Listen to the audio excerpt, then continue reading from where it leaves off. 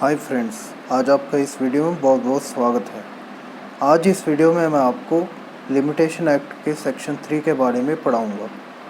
देखिए, limitation act section 3 क्या कहता है। सेक्शन 3 है बार ऑफ लिमिटेशन।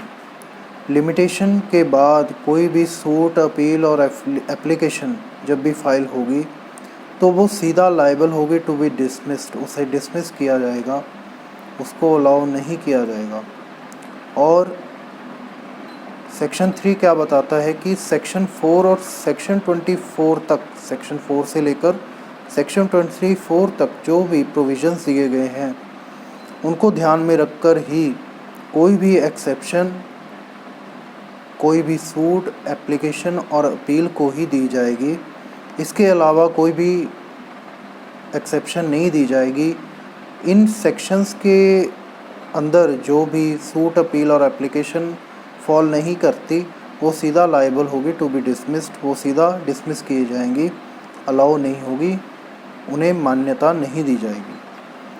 और सेक्शन 3 हमें क्या बताता है कि इसकी इंस्टीट्यूशन कब मानी जाएगी। सेक्शन 3 में ये बताया गया है कि अगर सूट्स फाइल होते हैं तो जब भी प्लेंट प्रेजेंट की जाती है कोर्ट में, जो भी वैलिड कोर्ट है जिसके जुरिस्डिक्शन में वो मैटर आता है, जो उसके आगे जब भी प्लेंटिफ के द्वारा पेश की जाएगी तभी उस सूट की इंस्टीट्यूशन मानी जाएगी। जब भी कोई भी suit as a pauper file किया जाएगा, जब भी पॉपर की एप्लीकेशन पेश की जाती है, प्रेजेंट की जाती है, तभी उसकी इंस्टीट्यूशन मानी जाएगी।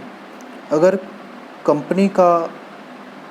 कंपनी के अगेंस्ट क्लेमेंट ने कोई भी क्लेम फाइल किया हो तो जब भी क्लेमेंट ऑफिशियल लिक्विडेटर को अपना क्लेम पेश करेगा, उससे मांग करेगा, उसके आके प्रेजेंट करेगा, तभी उसकी इंस्टीट्यूशन मानी जाएगी। और इसके अलावा क्या है, कोई भी क्लेम हो, जैसे डिफेंडेंट की ओर से कोई सेट ऑफ हो या काउंटर क्लेम हो। सेट ऑफ में तो ये होता है कि उसका इतना हिस्सा उसका भी बनता है, उसको प्लेंटिफ के क्लेम से माइनस करके जितना भी बकाया है वो उतने ही शेयर का वो सूट लड़ा जाए। और काउंटर क्लेम में क्या होता है, जब भी डिफेंडेंट भी अपनी कुछ मांगे प्लेंटिफ की तरफ रख दे, जब डिफेंडेंट भी अपनी कुछ मांगे, कुछ दलीलें, जैसे उसका भी ये शेयर बनता है, उसका भी ये डिमांड है किसी सर्टन फैक्ट्स पर, तो उसे काउंटर क्लेम कहते हैं। सेट ऑफ हो और काउंटर क्लेम हो, उसकी इंस्टीट्यूशन कब मानी जाएगी, जब वो लीड किए जाएंगे, जब वो मांगे जाएंगे, तब उसकी इंस्टीट्यूशन मानी जाएगी। और कोई भी एप्लीकेशन है, जब वो प्रेजेंट की जाएगी प्रॉपर ऑफिसर के सामने, तभी उसकी इंस्टीट्यूशन मानी जाएगी। देखिए, ये तो था सेक्शन 3 का जनरल इंट्रोडक्शन। जनरली मैंने आपको टिप्स पर ये बता दिया, जनरली सेक्शन 3 क्या है, ये क्या कहता है और इसकी क्या वर्किंग है। मैं आपको basically advocate point of view से ही बताने की कोशिश करता हूँ कि जो ये सेक्शंस हैं वो क्या कह रहे हैं, इनकी वर्किंग क्या है, इनकी नेचर क्या है। और इसके अलावा मैं कुछ आपको केस लॉज भी बता रहा हूँ इस वीडियो में, जिससे आप समझ पाएंगे कि इनकी नेचर क्या है, इसकी वर्किंग क्या है। जैसे कि केस लॉ में पहला केस लॉ है कमलेश बाबू एंड अदर्स, लाजपत राय शर्मा। देखिए, इस केस में क्या हुआ था कि लिमिटेशन के बारे में ये बताया गया कि लिमिटेशन कोई भी एज अ डिफेंस इसको यूज़ नहीं कर सकते। कोई भी डिफेंडेंट लिमिटेशन को एज अ डिफेंस नहीं यूज़ कर सकता अपने केस में। देखिए, ये कोर्ट की ही ड्यूटी है कि वो इस पॉइंट को रेज़ करे, खुद ही इसको रेज़ करे और कोई भी अब सूट, अपील और एप्लीकेशन को डिसमिस करे। ये ड्यूटी, इसका ओनस कोर्ट पर ही डाला गया है कि कोर्ट ही खुद ये देखे कि जो अपील, सूट और एप्लीकेशन है वो विद इन लिमिटेशन है। और अगर सेक्शन 4 और 24 तक की एक्सेप्शन में अगर वो फॉल नहीं करती तो सीधा उसको डिसमिस कर दे, उसको कोई रिलीव ना दे, कुछ भी उस पर पार्शियलिटी ना करे। तो इसके आगे एक और केस है Rukmini by and others and versus the divisional controller. देखिए इसमें क्या कहा गया है कि जो ये सेक्शन 3 है वो प्रेम्पटरी इन नेचर है, मतलब कि बिल्कुल साफ़ है और नॉन वायलेटिव है, इसको वायलेशन नहीं कर सकते हैं। कोर्ट किसी भी तरह से किसी भी सूट, अपील और एप्लीकेशन को किसी भी तरह से कोई भी रिलीव नहीं दे सकती एक्सेप्ट जो भी एक्सेप्शंस है जिसको बताया गया है सेक्शन 4 टू सेक्शन 24। इसके बाद है case Punjab National Bank and others, Surendra प्रसाद।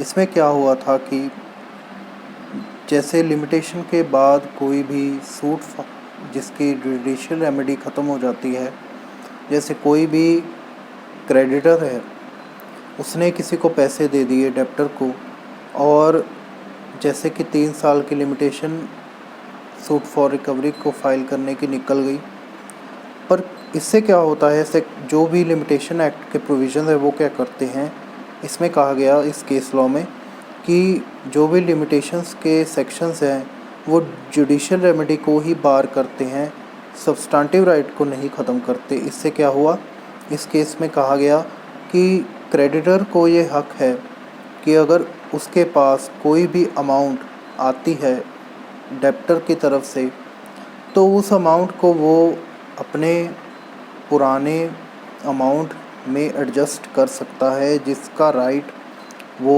ख़त्म हो चुका है, फिर भी उसका सब्सटेंटिव राइट सरवाइव कर रहा है। इसलिए जो भी अमाउंट डेप्टर की तरफ से उसको आ रही है तो वो पुराने लोन में वो उसको एडजस्ट कर सकता है, उसको ये हक है। यह करने पर कोई भी इलीगल नहीं माना जाएगा, उसको ये राइट बनता ही बनता है। अगर लिमिटेशन के बाद क्रेडिटर के पास कोई भी एडुकेट सिक्योरिटी है जिससे वो अपना जो लोन था, टाइम बार्ड लोन है, उस जो कि लिमिटेशन क्रॉस कर चुका है, उस पर रिकवरी कर सकता है, उसकी जो भी अमाउंट की एडजस्टमेंट है वो भी कर सकता है। और इसमें सेक्शन 3 के में एक और चीज़ पता लगती है कि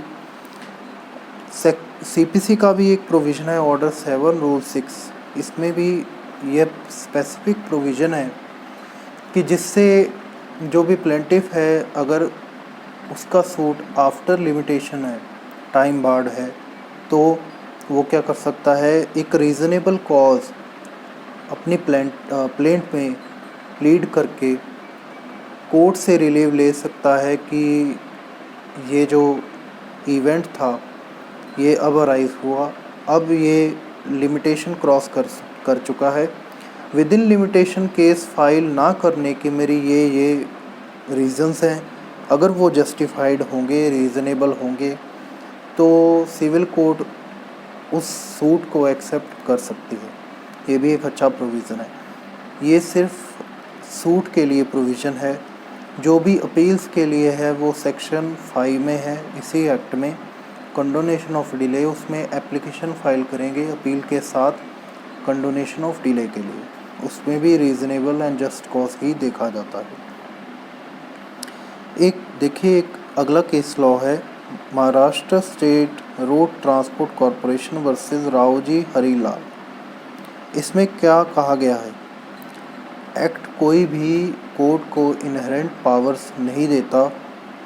कोर्ट कभी भी लिटिगेंट को अपनी मिस्टेक से रिलीव नहीं कर सकती, एक्सेप्ट जो भी केसेस हैं सेक्शन 4 टू 24 कवर्ड किए गए हैं। इसके अलावा कोई भी कोर्ट अपनी तरफ से किसी भी लिटिगेंट को ये रिलीव नहीं दे सकती, किसी भी तरह से रिलीव नहीं कर सकती।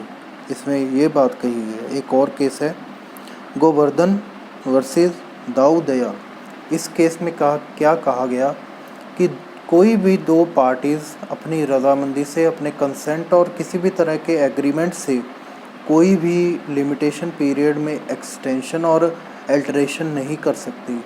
लिमिटेशन पीरियड जब स्टार्ट हुआ फ्रॉम द इवेंट, वो उसी टाइम बाउंड में रहेगा, उसकी कोई भी अल्टरेशन और कोई भी एक्सटेंशन नहीं की जा सकती।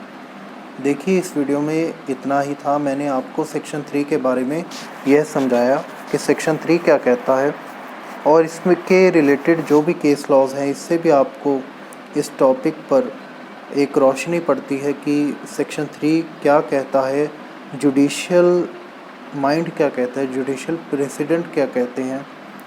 और बस इस वीडियो में इतना ही था। आप अपने कमेंट्स, जो भी आपकी राय हो, कमेंट्स बॉक्स में बताएं।